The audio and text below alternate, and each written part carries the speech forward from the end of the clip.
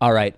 Let's talk a little bit about Rand Paul and Marco Rubio. Rand Paul destroyed Marco Rubio in last night's Republican debate. Marco Rubio first here talking about military and safety. Take a listen.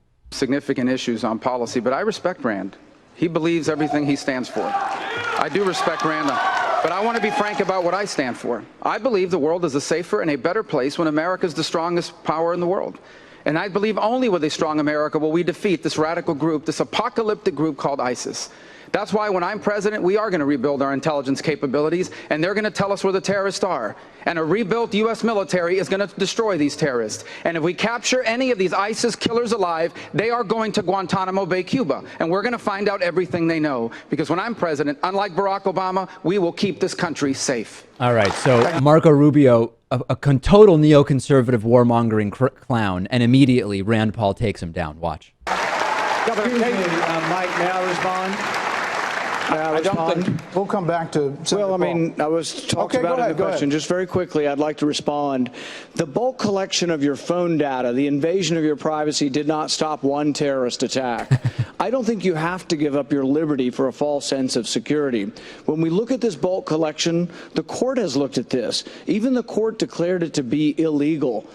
If we want to collect the records of terrorists, let's do it the old-fashioned way. Let's use the Fourth Amendment. Let's put a name on a warrant. Let's ask a judge for it. Let's respect the history of our country. John Adams said that we fought the war for independence because we wanted to fight against generalized warrants. Let's don't forget that. Governor Kasich. Rand Paul totally taking down Marco Rubio, and here he is doing it again on the topic of Syria. Military activity. So it was not against ISIS, it was against Assad. I think the United States military is already operating under rules of engagement that are too strict and that do not allow us to pursue victory. When I'm president, that will change. Chris, Senator Paul, go ahead. Thank you. The issue in Syria is a very important one, and it's one we need to get right. The question is, should we be bombing both sides of the war? Some want to topple Assad. In fact, they want to bomb ISIS and Assad simultaneously. I think that's a really, really bad idea. In fact, I've said for several years that arming the allies of ISIS will make the situation worse. That what we really need to do is defeat ISIS, but if you defeat Assad, what you will wind up with is a larger and more powerful ISIS that occupies that space. You may well see an ISIS that takes over all of Syria.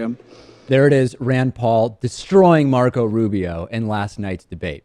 The online news world is getting pretty cluttered with lots of nonsense. There's the so-called news sites that just rewrite news articles, and then there's the websites we all know that we just can't trust.